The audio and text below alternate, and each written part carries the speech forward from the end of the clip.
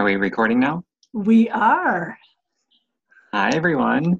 So today we're going to talk about a power hour. And for me personally, a power hour is just an hour of intense focus on only profit-producing activities. No organizational, administrative stuff, just stuff that can actually produce a profit. And turning everything else off, maybe negotiating with family to leave you alone for an hour, and it's scheduled in the calendar, especially if you're really busy. It's about negotiating with your life, your family, so that you can have an hour uninterrupted of just being able to focus on profit-producing activities each and every day. And do that every day. Oh my God, watch where your business is a year from now, your contacts, your network that you've grown, and who knows what else. So that's what a real power hour is to me. All right, excellent. Excellent. So, Chell, what's a power hour to you?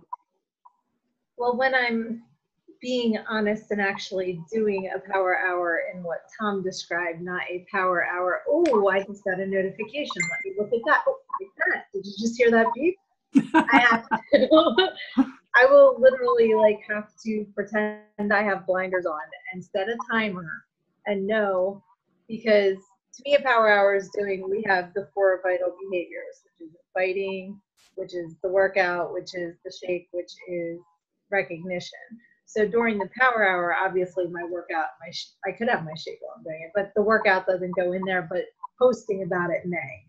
But to me, it's more the inviting, it's the meeting people, it's the forming relationships and focusing on getting to know more people and seeing if maybe what I can offer can help. And that's where my focus comes in the power hour, is with inviting, whether it's the fitness or the business opportunity, but focusing just on meeting people and expanding my knowledge about them and growing relationships, and maybe they know somebody so that I can meet somebody. And that to me is what it's about, that focus, like Tom said.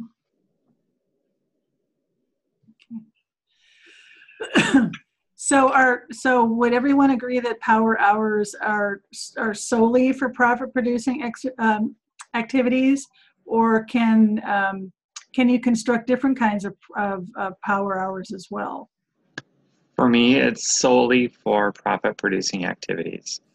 Okay. I'll save other stuff for other, and sometimes I might have a power half hour and then the other half hour, so I could subdivide. I guess that's semantics then when you get into it like that. But like when I was first starting, I had a power 20 minutes a day.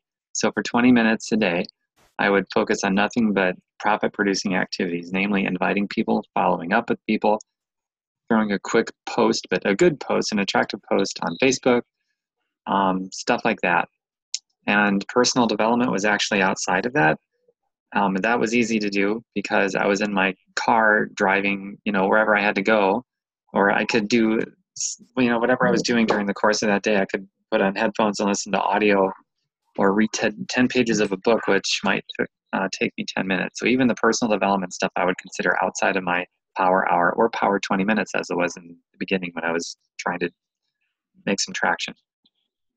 Okay. And my workouts, I've never considered part of my power hour, by the way, or my power 20.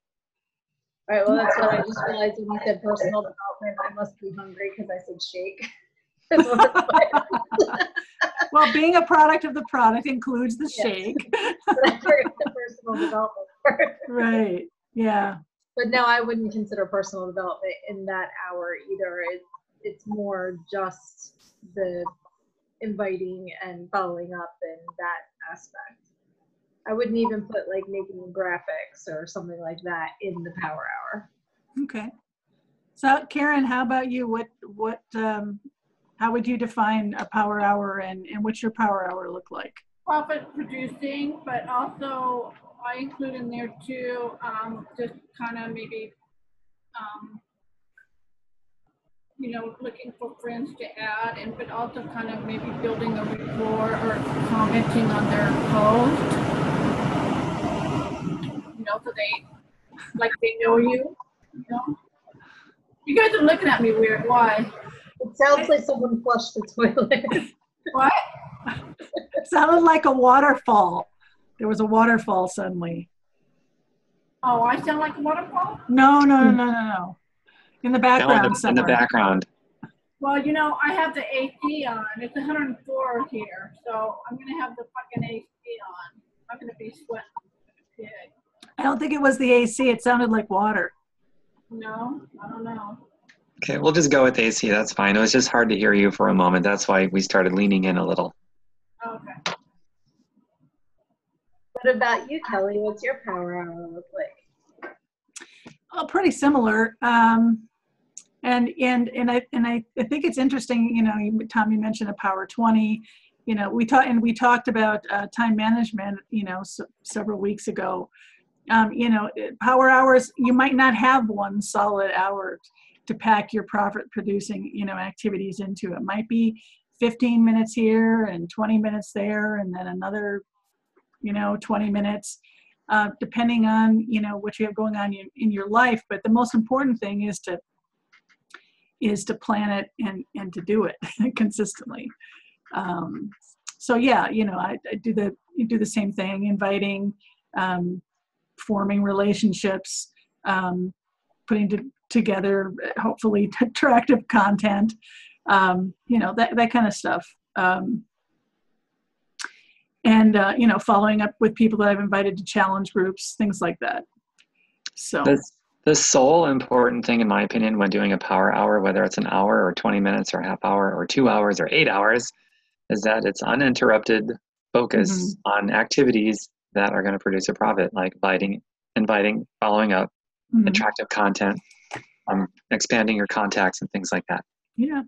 Yeah, and it's important to say it doesn't have to be a major amount of time, because there's a coach in my area that I see at Super Saturdays who is recently able to quit her full-time job as a nurse because now her Beachbody income is so huge, and I forget what star diamond she is right now, but she told us the story about how she built her business from the bathroom, because she was a nurse and she would bring her phone into the bathroom with her when she'd get a 2-minute break, and just while she was in there concentrate on following up and whatever. So 5 minutes at a time, 2 minutes at a time, as long as you're getting that focused time. Don't think I don't have a straight hour or I don't have a half hour. Like, it's the focus more than the time, like Tom said.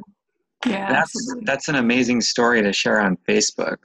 Girl built her online business in the bathroom in 5-minute increments, and she fired her boss. Exactly. Yeah. Exactly. Wow. I love that story. I do too. In the bathroom while doing my business. I built my business. Built my business in 5-minute incremental potty breaks in the bathroom. Exactly. But it just goes to show how it's possible if you are serious about making it work. You know, and of course she didn't do it in a week, but you know, she did it. So right. you know, you just have to be consistent. It just goes to show that even if you have 10 hours, you know, some people say, I just need to have more time to build my business. And that's not true. That's how an employee thinks, because in a job, time is money. But in this, value is money. So you could learn how, without knowing anything, you could come into this just hungry to learn, and you learn how to put like 10 hours of value inside of 5 minutes, which is totally possible.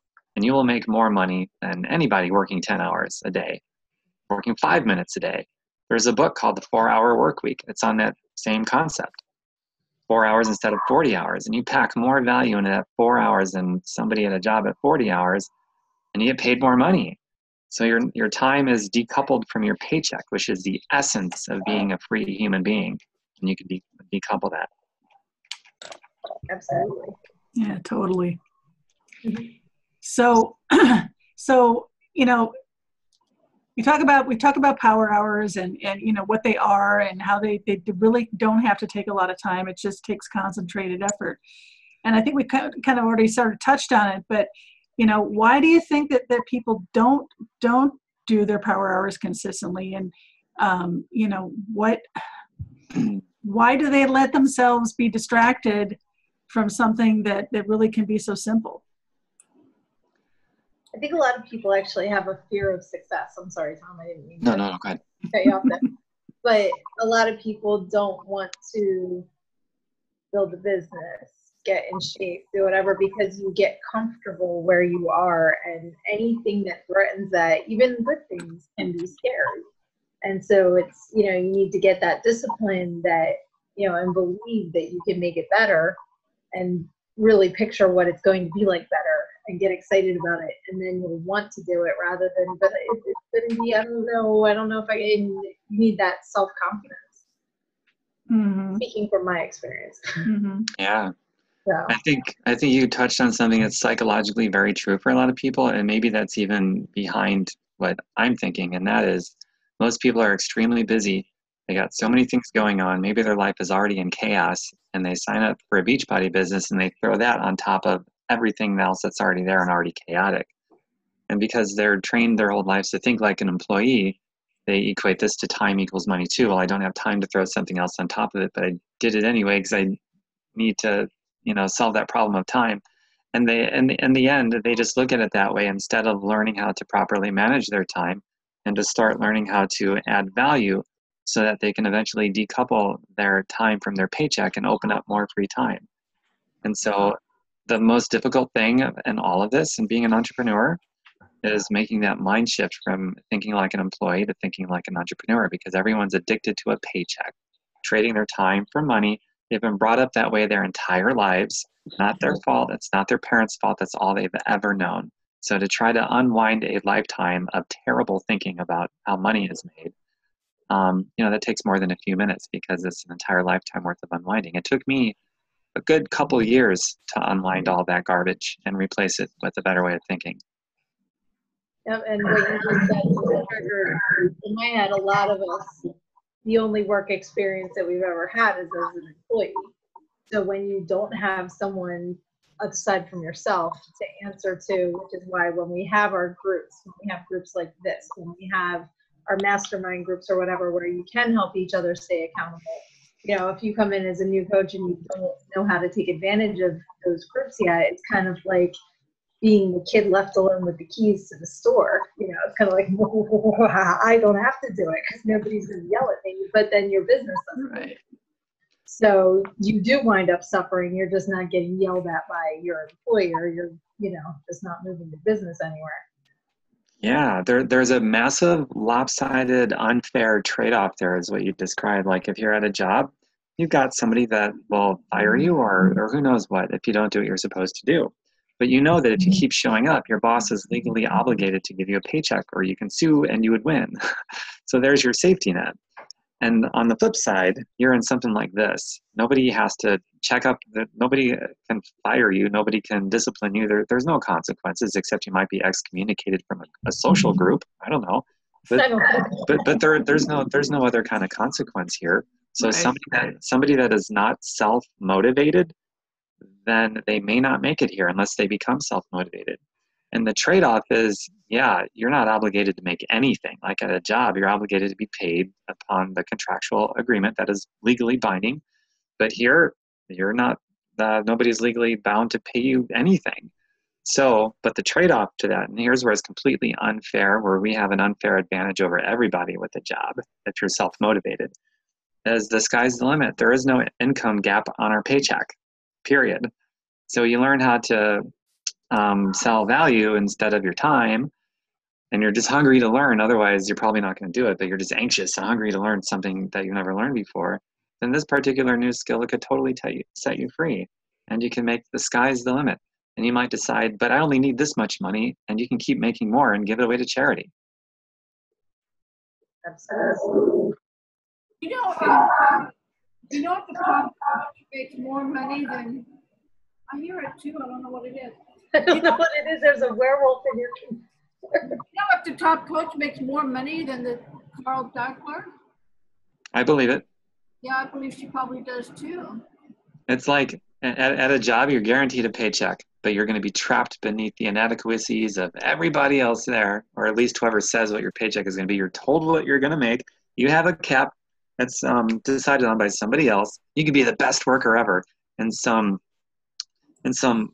moron that just doesn't give a shit about their job, they can make 10 times more than you because somebody else gets to decide that. So your income is capped, and it's never going to be any good, and you constantly have to show up, or it stops coming in, and then you starve.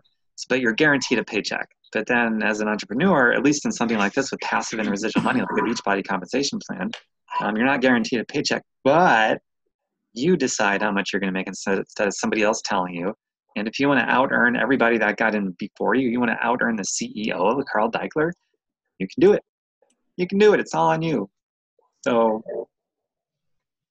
that's pretty cool, I think. And that's going to appeal to somebody who's really self-motivated. Because somebody who is not self-motivated, they need that guaranteed paycheck. And they're okay with foregoing taking control of their own life just for the guarantee. Yep. Versus the self-motivated, we can look in the mirror in our eyes and say, I'm betting on you. I'm going to guarantee it to myself. I don't need a guarantee from somebody else. It's legally binding from somebody else who also gets to cap my income at wherever they say it's going to be capped. Are you kidding me? What a ripoff. What a pyramid scam. So me personally, I can't live in that nonsense. There's so many people bragging about how wild and free they are, but they have to go report to their job or they're not going to get paid and they can't pay their bills. Yeah, you're real wild and free. It's one of the biggest nuisances I ever see in our new age thinking. And I love new age thinking, but most people don't live up to it because the idea is I'm wild and free. I think differently. I'm open, but I'm so wild and free. I have to go to my job or I don't get paid and I starve. Yeah, you're real wild and free, aren't you? It doesn't make any sense. That's not even logically, intellectually honest at all. It isn't. I never thought about that like that before. That's so true.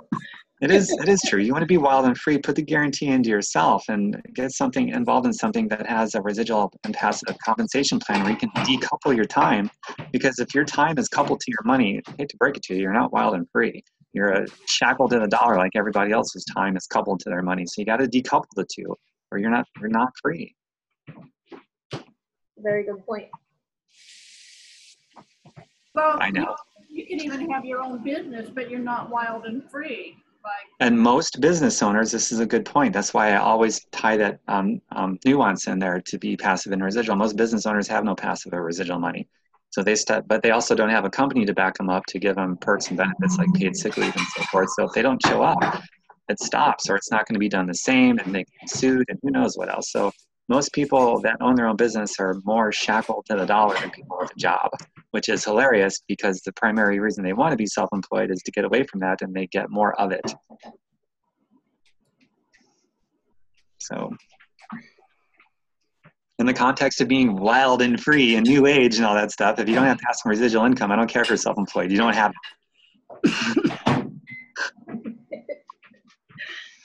So Kelly, I'm curious when you asked about if power hours are specifically for profit earning or could they be for something else? Did you have something in mind when you asked that, or was that just a general question? Well, I first and foremost, power hours are for profit producing activities. There's no doubt about it. But I guess mentally, in terms of my own business and the different things that I do because of my particular situation, when I block out my time, when I do my time management and I block out my time for the week, I put in kind of mental power hours for creating content and mental power hours for what? Other things do I do it for? For personal development,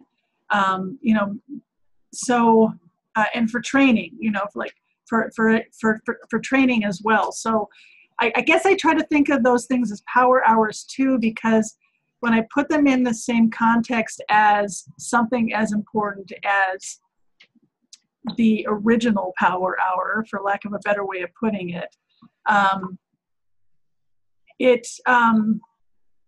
it motivates me to approach those things with the same seriousness. So that's why I was asking if you guys did that sort of thing, because that's what I do when I block out my time throughout the week. And I've been doing that. Well, today it's been like a power 4 hours trying to make my new logo is like insane. To make your what? My new logo. Oh. So I'm not completely clueless when it comes to Photoshop, but I may be saying uncle soon and hiring someone outsourcing. But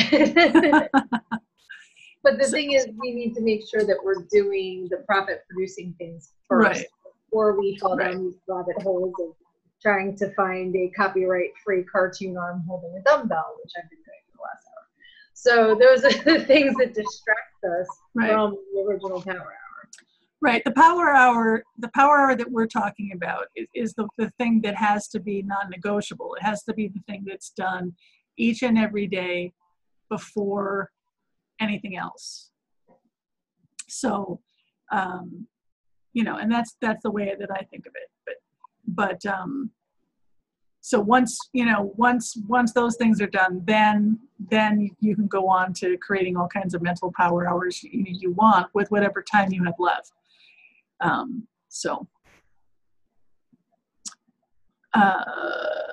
Okay, what have we missed about power hours? Anything else notable that we should be saying? I mean, in power hours, yes, go ahead, Tom.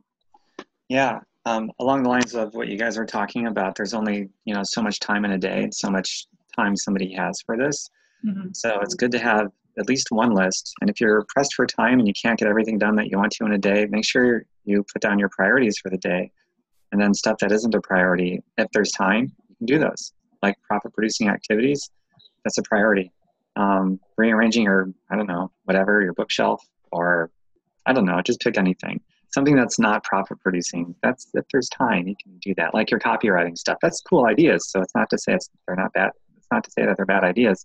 I think you're getting your logo and branding yourself more. That's awesome.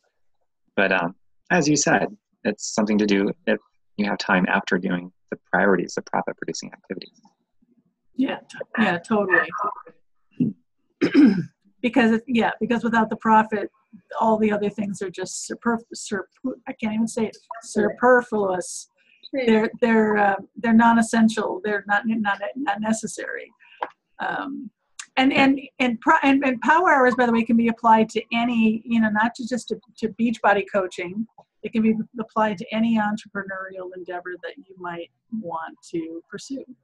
Or your personal life. It's a life skill to be able to focus like that. It's a life skill for sure.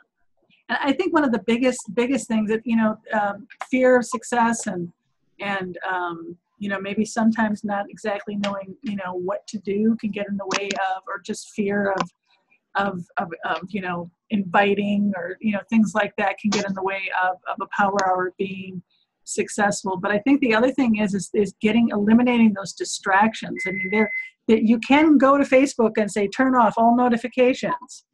You can tell Facebook that, and it will not send you any notifications the entire time you're doing your power hours. So you can turn off your phone. You can, there's those things. That's probably a good first step for a power hour is to just do those things first. Create the environment. Yeah. Right. Well, it's funny because for me personally, I don't usually watch daytime TV. When I first get up, the news is on and I see what the weather is, and then I shut that off and go do my workout and then come upstairs. I have my little routine. But when I sit down to do my power hour, I actually have a playlist on my phone for that. That's all songs that pump me up. So I'm like, come on, let's get this done. And that works for me. If it was totally quiet and all I heard was I think I would go nuts. So I have my rah-rah songs that I just stick on shuffle, and that helps me. Cool. Because for me, a lot of it, is that keeps me from doing it is that whole fear of rejection that I still have not found the right PD to get over yet, working on it. But, the whole thing with that is, and it's a work in progress. So I do the little procrastination dance for a little bit, and then I sit down and I'm like, all right, we're done procrastinating, and now here's the playlist, and let's do this. Yeah. So. Yeah, that's interesting, because I could never have music on while I do my power hour.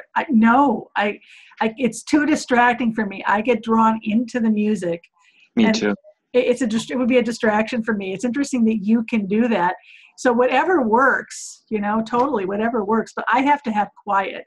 And I don't like earbuds, and I really don't like headphones, but when I'm doing my power hour, if I have my ears plugged, it really helps me stay focused.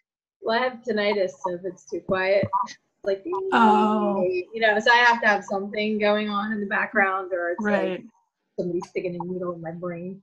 Okay. So I figure it's a song. Hi, Lisa. Yeah, we've had a special guest join us here with 8 minutes left.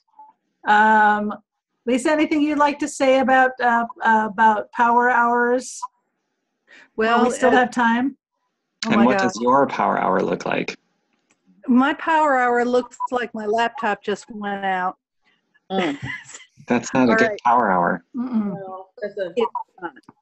You have a power hour and it's all exciting and you do what it is and you hear about it and you want your own power hour. And, you know, what I do is I lie in bed in the morning going, oh my God, I have to go to work today. That's not a good power hour either. No. A good power hour. that's a power failure, Stevie. It is. It's power failure. It's a power outage. is Yes. what's going on. There you go. Good Think, one. what can I do to make that hour mine? Because you hear about all these power hours and you think, that's cool, I can do this, I can do that, oh, this works for her, but what works for me? Because you have to get yourself out of bed with something that is individual to you. Once you get out, you can start challenging yourself and this and that. But getting out of bed, it has to be something that's uniquely yours that you need to do. So I'm thinking about what I can do in the morning to get myself out of bed and into that hour. And the first couple of things I thought about, okay, what do I do? The first thing I do is I wake up, I make myself go and I check my notifications. Yeah, I'm not supposed to do that. Well, if that's what I'm going to do, well, maybe I should take and have something like a place that's not in the bed, it's out, and it's a place that's all mine. In a corner, a little tiny place, a bigger place if I can, but some place that just me and a chair where I can take myself, get out of bed and go there. Let myself have the first, maybe 5-10 minutes of that hour just to be going. Like, go ahead, check the notifications. Go ahead and look. Go ahead, but do it just for a certain amount of time. Allow myself only that time, and then boom, shake, workout, everything else I can put into order. So I'm thinking that might work, and I might give it a try, and I will let you know. The proof is in the pudding. As you're doing your power hours, take measure of what is getting you the most results. And work from there. Yeah, and if you're getting bad results, then you gotta change something. If you're getting good results, then make a video and teach how you did it. That's good. Learn, do, teach. And yeah.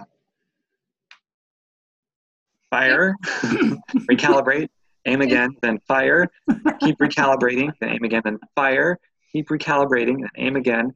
And each time you fire, but you gotta fire first, don't aim first. Shoot first, then recalibrate. Questions later. Oh wait, no, that's our.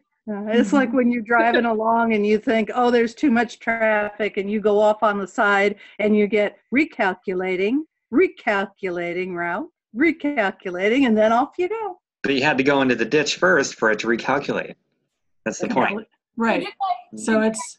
Did you guys see the video in Fit Family Legacy about how, I guess, Melissa, starting out and what she did and what worked and what it didn't work and how she had to figure things out. It's all about like not quitting but trying to figure things out. Did you guys watch it yet? No. I haven't. I have that out my own. No, I haven't seen it, but clearly, in any entrepreneurial endeavor, it's about what Tom said, aim, fire, shoot, No, fire recalibrate. first. Oh, sorry, fire. That means you don't think, you take some action, because only action you can tweak. The tweaking is the recalibration. So you fire first. And of course, if you're dealing with a loaded gun, obviously the literal sense, you want to aim first, but this isn't that. You want to fire first, because that's what I was thinking. You had to aim first, so you wouldn't hurt anybody. No, in this instance, yes. In this instance, you fire first, and then based on that, you recalibrate and you learn from that. Totally. You fire again, and then it's a constant course of correction and recorrection that starts with firing or taking some action. Yeah, totally. I saw a TED Talk, and I wish I could remember who it was. Oh, hey, another Lisa. But she was talking about when you get afraid to do stuff. So if you sit down to do your invites, you're afraid to literally out loud go 5, 4, 3, 2, 1 and do it. It's a Because good one. seeing that rewires your brain for that half second. Oh, that's Mel Robbins. Second rule. Who was it? That's Mel Robbins, right? It might- 5, 4, 3, 2, 1. Yeah, and Yeah. then it's the same Lisa. We got double Lisa. Interesting. That's really funny. Right. Her whole thing is that. Oh my gosh. It finally came up. Yes, it did. We have you twice here. Right. But anyway, yeah, Mel Robbins is very interesting. She's like the hot thing right now, and she's all about this 5, 4, 3, 2, 1 technique. Is anytime that the second you doubt something, the second you start to descend into fear, you say 5, 4, 3, 2, 1. It resets your brain, and you just do it. You fire. You fire. That's why it made me think of it. It was like you don't think, you just do it. And right, you just do it. I have an addendum to that. Okay. Okay. So 5, 4, 3, 2, 1. You take that action, but whatever you were going to do, you do it 10 times bolder than you were going to before. Amen. There you go. Amen. How's that for addendum A? That's like Cesar Rodriguez, be 10 times bolder. Yes. You got it. That's exactly where I got that from. That's exactly right. So in other words, not only do I get out of bed, but then I do a Facebook Live right afterwards. There you Something go. 10 times bolder. If you weren't planning that before, then if you were planning that before, then you got to step it up even more. Right. And if that's your profit producing activity for that day, then yeah, do it. Don't think about it. Do it, and do it 10 times bolder. Yes. Okay, Tom, you want to take us out? We got 1:52 before this thing shuts down and we go to the after party. Okay, I'm going to take you out. Okay, so the outro. Well, I'm looking forward to watching the recording of this, and I might make some little excerpts of some really cool things we talked about here. And I look forward to doing it again next week with whatever topic we're going to talk about. And I'll say this, Shakeology is so important. It's really supported my family and their health and their wellness and boosting their immune status. And it's given me more years with my dad than that I would not have had, according to his doctor. I can't make that claim, and maybe I shouldn't make that claim, but I do know that it gave him a lot of support for what he needed to last a lot longer than he did and longer than he should have. So I'll be harping on that the rest of my life. Drink your Shakeology. It's a super food, wonderful shake. Did you say that what the doctor did say that? And we have less than a minute, so I want to end it on a good note. We can talk more in the after party. But yeah, superfood shake is where it's at. Even more important than the workouts, but those are important too. So love you guys, and glad I'm back here on these calls. All right. Well, thanks for all being here, and we'll see you all in the after party. Bye. That's good. Whoop whoop.